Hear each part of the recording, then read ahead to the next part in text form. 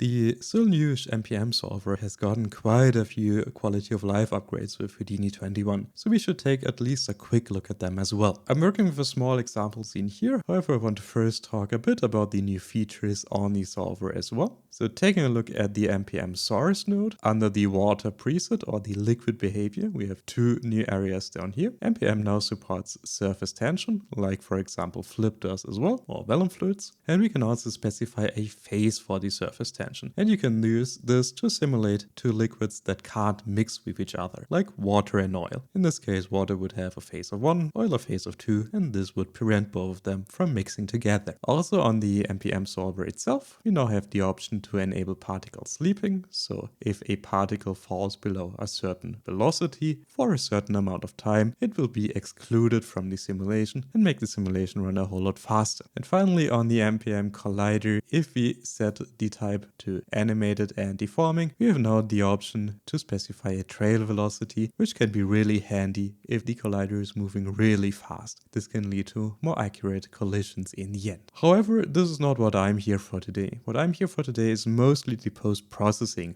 of our MPM simulation, because in Houdini 20.5, this pretty much left us on our own. We had to come up with our own systems in here, and with Houdini 21, we now actually have some pre-built post-processing nodes, which are all really quite handy. So for this, I set up a very simple simulation in here. This is just a 3D scan of an apple that I grabbed from Polyhaven. And I'm turning this into an MPM object. And in here I used the chunky preset and I found values that are sort of in between the preset of snow and the preset of concrete, which to my mind was sort of similar to the material that an apple is made of. And then I also added a little bit of an initial velocity to it, and on the MPM container I set the particle separation to a value that resulted in around 1 million points for apple in here, which still runs decently fast on my machine, but it gives good results. I already cached this out, I just have to load in the right cache file. Give me a second. This thing right here, and if I play this in my timeline,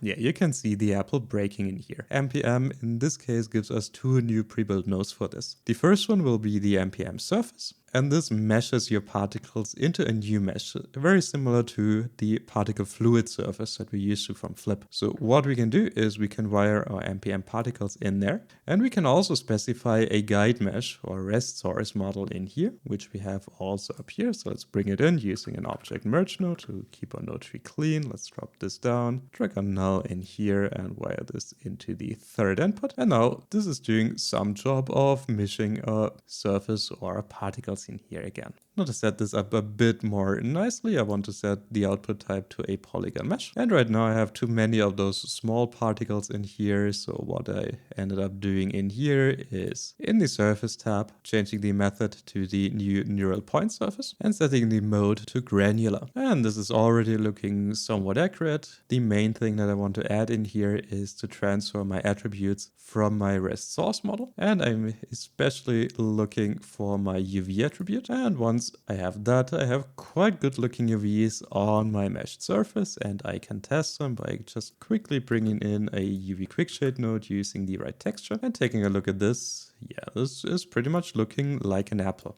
However, we have some issues in here on the inside, and also this whole process takes a whole while to cook, and I have a feeling I should probably up the amount of particles up here or scale down the particle separation even further to get this looking more nicely. So I think for my apple I want to use a different approach that came with Houdini 21. Let's disconnect this, let's move it out of the way. And what I want to use instead is the MPM post fracture and the MPM deform pieces workflow. These are two new nodes that we have in here with MPM, these two ones in here. And what this does is this node up here tries to split or fracture your input geometry, this geometry up here, the apple, into pieces that sort of match the end result of your MPM simulation. And then the MPM deform pieces takes those pieces and deforms them to every frame inside your simulation, which in the end should result in a much faster meshing process.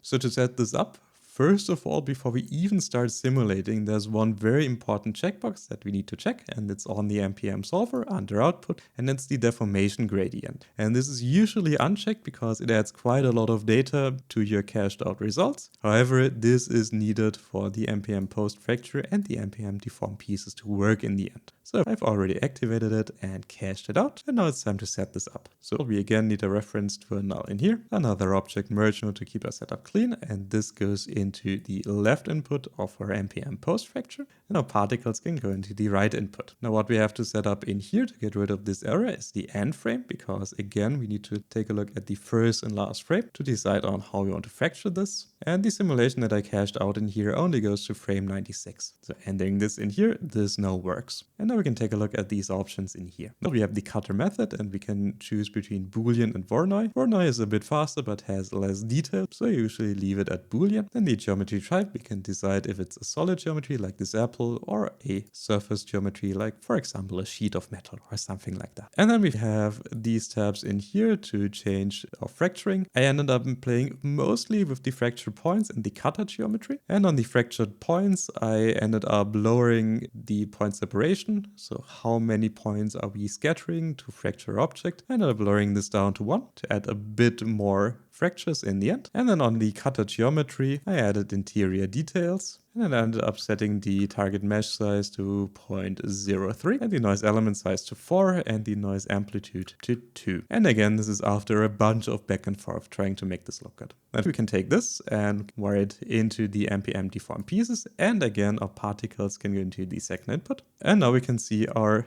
input geometry deforming to our input particles that we wired in and deforming to it quite closely. Now again, we have some options in here. We can mostly decide between different retargeting types. So what we can either have is just deforming everything as rigid pieces, or deforming everything like we would do with a point deform, which probably isn't the right mode in here, or doing a mix between the two. And I think I'm going to leave it at that. This just stretches some of those pieces just a tiny bit. And we can also play with the stretch ratio tolerance to dial this in even more. And at this point we can bring in a UV quick shade, see how that looks, and this is looking quite good. And now we even have the option, since this is something that the MPM post fracture creates for us, we can even have the option to change between, or to differentiate between an outside and an inside group, to also shade the inside of our apple in a different color with a different shader. Now one downside of this method is that this gets rid of quite a lot of small detail from our MPM simulation, and there is one last new node in here that can sort of get that detail back for us, and this is the MPM debris source node. Let's drop this down. This takes as an input just our MPM particles, and what it does is it analyzes where stuff is breaking apart,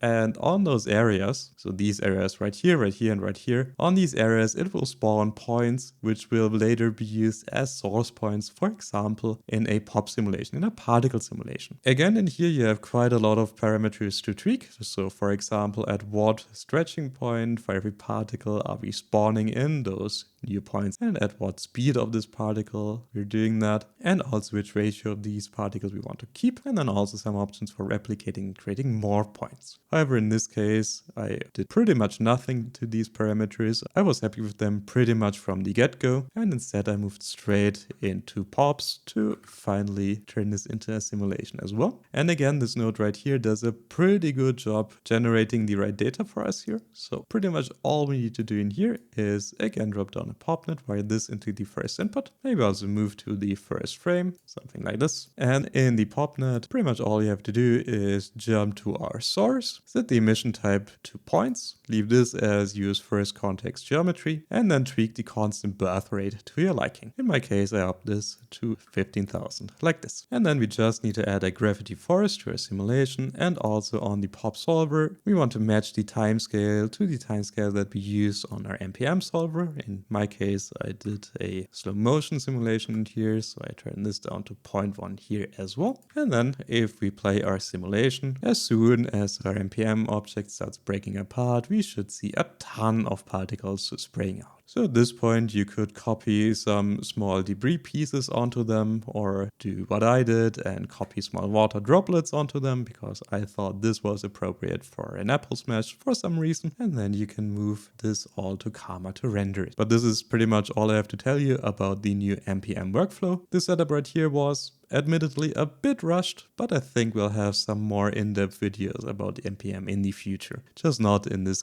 crazy week of covering all the new Houdini 21 stuff. But this is it for today, and if you want to help us drop everything we're doing and start recording as soon as a new Houdini version drops, please consider becoming a patron of ours, with big thanks going out to all our existing patrons. Without you, there would be no Houdini 21 coverage on this channel today. Cheers guys!